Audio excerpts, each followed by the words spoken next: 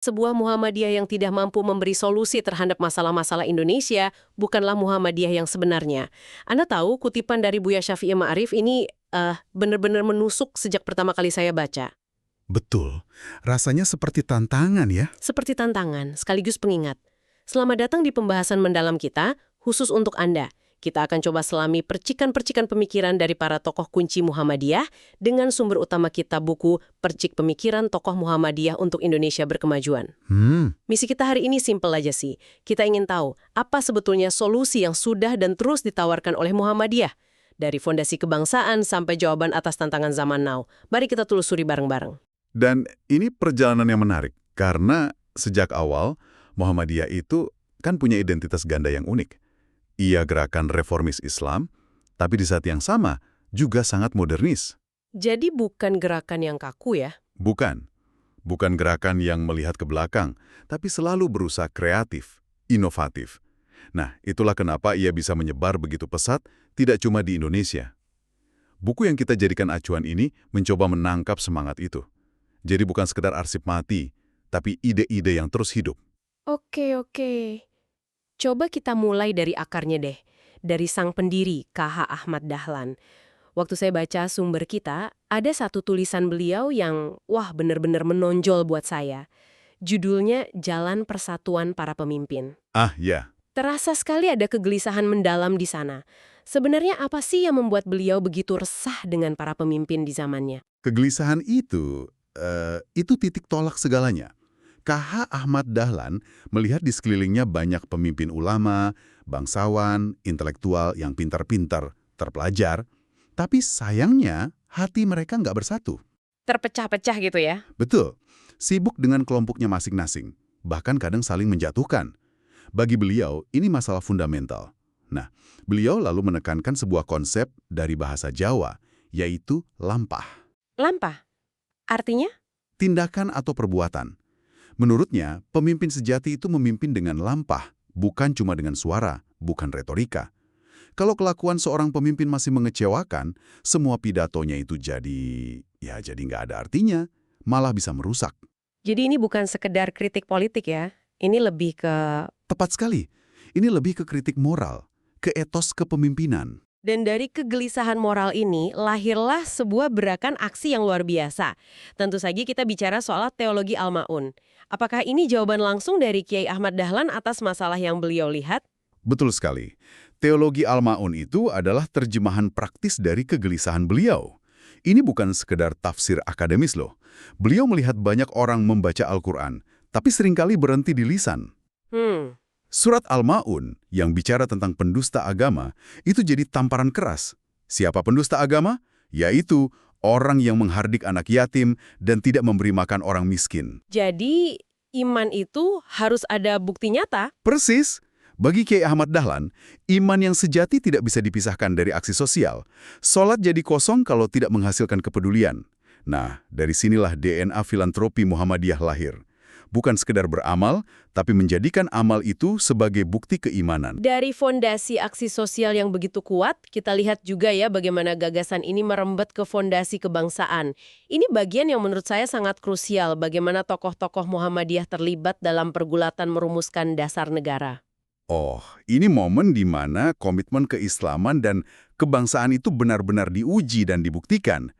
Tokoh sentralnya, seperti yang tercatat di sumber kita, adalah Ki Bagus Hadikusumo. Beliau anggota Panitia 9. Nah, ini soal perdebatan 7 kata dalam Piagam Jakarta kan? Betul. Perdebatan yang sangat sengit, bahkan hampir buntu, soal kalimat dengan kewajiban menjalankan syariat Islam bagi pemeluk-pemeluknya. Seberapa genting sih situasinya waktu itu? Kadang kita membaca sejarah ini kan seperti sebuah fakta yang sudah jadi, tapi di momen itu pasti suasananya sangat tegang ya? Sangat tegang. Indonesia baru mau merdeka, tapi sudah terancam perpecahan. Tokoh-tokoh dari Indonesia bagian timur merasa keberatan dengan 7 kata itu, khawatir akan meminggirkan mereka. Disinilah peran Ki Bagus Hadikusumo muncul ya? Betul. Kearifan beliau muncul di sini. Beliau bukan sekedar ngotot mempertahankan, tapi mencari jalan tengah demi persatuan. Beliaulah yang akhirnya merumuskan dan mengusulkan sila pertama menjadi ketuhanan yang Maha Esa. Wow! Ini bukan cuma ganti kata, Ini sebuah kompromi agung, sebuah pilihan sadar untuk mendahulukan keutuhan bangsa. Dan yang bikin saya agak miris, pengakuan atas peran sebesar itu ternyata nggak datang dengan mudah ya. Buku ini mencatat perjuangan panjang agar beliau diakui sebagai pahlawan nasional baru terwujud tahun 2015. Iya, betul. Tapi semangat adaptasi demi persatuan ini sepertinya terus jadi ciri khas Muhammadiyah. Saya langsung teringat cerita KHR A.R. Fahrudin di era Orde Baru. Ah ya, analogi helm. Ini contoh kecerdasan sosial yang luar biasa. Hebat sekali itu. Saat itu, pemerintah Orde Baru kan memberlakukan asas tunggal Pancasila yang sempat menimbulkan ketegangan di kalangan umat Islam. Pak A.R., sapaan beliau, tidak merespons dengan konfrontasi. Tapi dengan analogi yang sangat membumi. Betul. Beliau bilang, menerima Pancasila sebagai asas organisasi itu seperti kita naik motor ke masjid pakai helm. Apakah helm itu mengurangi niat kita untuk sholat? Apakah helm itu mengubah keislaman kita? Tentu tidak. Itu analogi yang jenius sekali. Sederhana, tapi langsung kena ke akar masalahnya dan meredakan ketegangan. Ini menunjukkan kemampuan berdialog tanpa kehilangan jati diri. Benar. Dan pandangan ini diperkuat lagi kan oleh tokoh lain, seperti A.M. Fatwa. Betul. A.M. Fatwa melihatnya dari sudut yang sedikit berbeda tapi saling melengkapi. Baginya, Pancasila itu bukan cuma kompromi, tapi sudah menjadi benteng mental ideologi bangsa. Benteng mental. Maksudnya? Semacam filter untuk ideologi transnasional seperti liberalisme ekstrim atau komunisme yang nggak sesuai dengan akar budaya bangsa Indonesia. Jadi ini bukan penerimaan pasif, tapi pemaknaan yang aktif dan strategis. Oke, jadi selalu ada upaya mencari relevansi. Nah, kalau kita bicara pilar sosial, kita nggak mungkin melewatkan gerakan perempuan Muhammadiyah, Aisyah. Usianya sudah lebih dari seabad, sebuah pencapaian yang luar biasa. Buku ini mengingatkan kita pada tokoh-tokoh perintisnya. Ada Siti Baria, Ketua Aisyah pertama, lalu Siti Umniyah, dan Siti Hainah. Mereka bukan cuma aktif di lingkup internal, tapi juga terlibat di momen sejarah nasional seperti Kongres Perempuan Pertama tahun 1928. Di kongres itu ada pidato dari Siti Munjiah kan? Betul, pidato berjudul Derajat Perempuan. Ini pasti gagasan yang sangat progresif pada zamannya. Sangat progresif, dan kita harus ingat, juga sangat berani.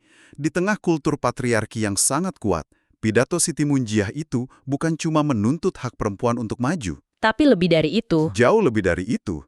Secara fundamental, pidato itu menantang struktur sosial yang mapan dengan argumen keagamaan yang kokoh. Ia menegaskan bahwa dalam Islam, perempuan dan lelaki itu sama-sama punya hak dan kewajiban untuk mencapai kesempurnaan. Disitulah terobosannya. Dan semua ini benihnya ditanam oleh Nyai Ahmad Dahlan, Siti Walidah, dari sebuah kelompok pengajian yang namanya puitis sekali, Sopo Tresno. Siapa Cinta, ya? Tahun 1914. Wasiat beliau yang dikutip di buku ini, saya titipkan Muhammadiyah dan Aisyah kepadamu, itu benar-benar menunjukkan bahwa kedua gerakan ini adalah dua sisi dari satu koin yang sama. Tidak terpisahkan. Dan energi dari wasiat itu, serta spirit teologi Al-Maun, terus diwujudkan dalam lembaga-lembaga aksi yang konkret. Sejak awal, Muhammadiyah sudah mendirikan Penolong Kesengsaraan Umum atau PKO, Taman Pustaka, bahkan bagian penolong haji. Filantropi itu benar-benar udah jadi DNA. Saya penasaran deh, semangat Al-Maun ini kan lahir dari keprihatinan yang sangat personal dan langsung dari Kiai H. Ahmad Dahlan. Apakah semangat itu tidak berisiko hilang ketika diinstitusionalkan jadi lembaga besar seperti Lazizmu atau MDMC? Itu pertanyaan yang sangat penting. Kan pasti ada birokrasi, ada SOP. Bagaimana Muhammadiyah menjaga ruh aslinya tetap hidup? Memang ada resiko itu, tapi disinilah konsep tajdid atau pembaruan itu bekerja. Menurut Hajrianto Yetohari, yang gagasannya dikutip di buku ini, lembaga seperti Lazizmu dan MDMC adalah bentuk reinkarnasi modern dari semangat PKO. Reinkarnasi modern? Iya, mereka dikelola secara profesional, transparan, akuntabel. MDMC misalnya, jadi salah satu lembaga penanggulangan bencana non-pemerintah yang paling responsif di Indonesia. Ruh Al-Maun itu dijaga dengan memastikan output dari semua birokrasi itu adalah manfaat sebesar-besarnya bagi yang butuh. Inilah yang disebut Trisula Baru Filantropi Muhammadiyah.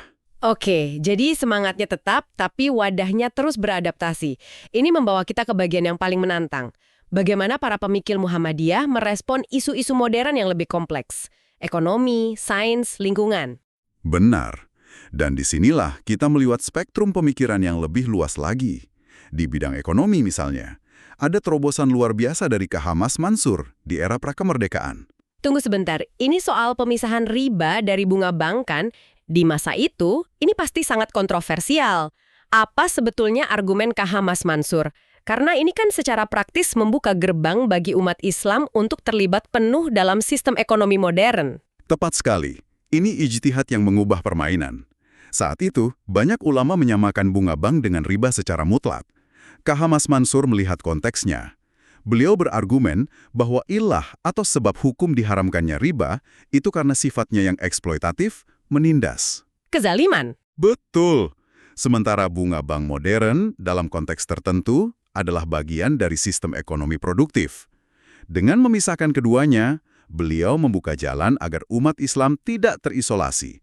Tentu ini kontroversial, tapi menunjukkan keberanian intelektual. Dan pemikiran ekonomi ini terus berkembang kan? Ada tokoh seperti M. Dawam Raharjo? Ya, Dawam Raharjo membawanya dari level individu ke level sistem. Beliau menggagas pentingnya membangun ekonomi Islam institusional. Menurutnya, ekonomi Islam tidak akan kuat kalau cuma jadi gaya hidup perorangan. Harus dilembagakan. Melalui institusi seperti lembaga zakat dan koperasi itu ya? Betul, yang dikelola secara modern. Gagasan ini sejalan dengan lahirnya lazismu dan lembaga keuangan syariah di kemudian hari. Jadi, baik dalam urusan kebangsaan maupun ekonomi, selalu ada cara agar keislaman bisa relevan dengan zaman. Bagaimana dengan tantangan terbesar abad 21? Sains dan teknologi? Wah, menjadi sangat penting dengan konsepnya tentang integrasi interkoneksi. Ah, ya. Beliau mengkritik keras adanya dikotomi atau pemisahan total antara ilmu agama dan ilmu umum. Beliau menggambarkannya seperti jaring laba-laba atau spider web kan. Konsep ini sangat menarik. Bisa tolong dijelaskan lebih konkret bagaimana jaring laba-laba ini bekerja dalam praktiknya, misalnya di sebuah universitas Muhammadiyah? Tentu. Bayangkan jaring laba-laba. Titik pusatnya adalah nilai-nilai inti ajaran Islam, tauhid, etika, dan sebagainya. Tapi dari pusat itu menjulur benang-benang yang saling terhubung ke berbagai disiplin ilmu. Biologi, fisika, sosiologi, ekonomi. Jadi saling terhubung. Iya. Dalam praktiknya, seorang mahasiswa kedokteran di Universitas Muhammadiyah tidak hanya belajar anatomi, tapi juga membahas etika kedokteran dari perspektif Islam. Seorang mahasiswa ekonomi tidak hanya belajar pasar modal, tapi juga mengkaji prinsip keadilan sosial dalam Islam. Ilmu umum dan ilmu agama tidak lagi di dua gedung terpisah, tapi saling berdialog. Tujuannya berarti untuk melahirkan tipe manusia baru? Persis. Muhammad Jasman, tokoh lain, menyebut tujuannya adalah melahirkan Muslim intelektual. Bukan cuma agamawan yang tahu sedikit sains atau ilmuwan yang kebetulan Islam? Tepat. Muslim intelektual adalah sosok yang penguasaan ilmu pengetahuan modernnya kokoh, tapi di saat yang sama, jiwa dan akhlak Islamnya juga mendalam. Dia bisa bicara rekayasa genetika dengan fasih, sekaligus merenungkan implikasi etisnya dari sudut pandang Al-Quran. Mencetak generasi yang tidak gamang. Betul. Tidak gamang dengan identitasnya di tengah dunia yang terus berubah. Dan cakupan pemikiran ini ternyata tidak berhenti pada manusia dan masyarakat, tapi juga merambah ke alam. Ini relevan sekali hari ini dengan isu krisis iklim. Saya cukup terkejut saat membaca bahwa Muhammadiyah punya konsep teologi lingkungan. Ya, dan ini bukan konsep yang baru kemarin sore. Para pemikir Muhammadiyah telah lama menggali ayat-ayat Al-Quran seperti surat Al-An'am ayat 99 sebagai dasar teologis untuk menjaga alam. Pesannya jelas, merusak alam sama dengan mengingkari nikmat Tuhan. Tapi lagi-lagi, ini bukan cuma wacana teologis di atas menara gading, kan? Sama sekali tidak. Teologi ini diterjemahkan ke dalam aksi nyata melalui Majelis Pemberdayaan Masyarakat atau MPM. Dan ini menarik, saat banyak orang di kota ramai bicara soal krisis iklim, MPM Muhammadiyah sudah lebih dulu turun ke bawah, bekerja langsung dengan para petani kecil. Oh ya, apa yang mereka lakukan? Mereka mengkampanyekan praktik pertanian ramah lingkungan dan integrated farming, di mana tidak ada limbah yang terbuang. Ini adalah upaya konkret untuk menjawab dua masalah sekaligus, kerusakan lingkungan dan kemiskinan petani. Ini adalah keberpihakan yang nyata. Keberpihakan. Kata itu terasa sangat pas, terutama saat kita membaca moto hidup Dr. Saituh Hulaili yang dikutip dalam buku ini. Selama rakyat menderita, tidak ada kata istirahat. Kalimat itu rasanya merangkum semua semangat yang kita bicarakan. Kuat sekali. Sangat kuat. Itu adalah cerminan dari etos Al-Maun yang terus menyala. Dari semua percikan pemikiran yang sudah kita urai, mulai dari kegelisahan K.H. Ahmad Dahlan, kompromi Agung Ki Bagus, kecerdasan analogi Paar, hingga jaring laba-laba Amin Abdullah, kita bisa melihat satu benang merah yang sangat jelas. Apa itu? Muhammadiyah adalah sebuah organisasi gerakan yang luar biasa dinamis. Ia tidak pernah berhenti berpikir, tidak pernah berhenti berdebat dengan zaman, dan terus berusaha keras melahirkan solusi, baik secara intelektual maupun praktis. Jadi jelas sekali bahwa warisan pemikiran ini bukan sekedar catatan sejarah untuk kita kenang. Ini adalah sebuah dialog yang hidup dan terus berlanjut. Dari para pendiri yang berjuang menyatukan pemimpin, para perempuan yang menuntut kemajuan, sampai para cendekiawan yang menjawab tantangan modern. Betul. Semua ini adalah modal yang sangat berharga. Nah, ini membawa kita pada pertanyaan reflektif untuk Anda yang mendengarkan. Setelah melihat rentetan gagasan dan aksi ini, apa maknanya bagi masa depan Indonesia yang sedang kita hadapi bersama? Sebagai penutup, mari kita kembali ke titik awal kita. Kutipan dari Buya Syafi'i Ma'arif itu kini terasa lebih dalam maknanya. Itu bukan sekedar kalimat pembuka yang retoris, melainkan sebuah standar, sebuah tantangan abadi. Sebuah Muhammadiyah yang tidak mampu memberi solusi terhadap masalah-masalah Indonesia bukanlah Muhammadiyah yang sebenarnya. Ini adalah pengingat bagi kita semua bahwa perjuangan untuk terus menjadi relevan dan bermanfaat bagi bangsa ini adalah sebuah pekerjaan yang tidak akan pernah selesai.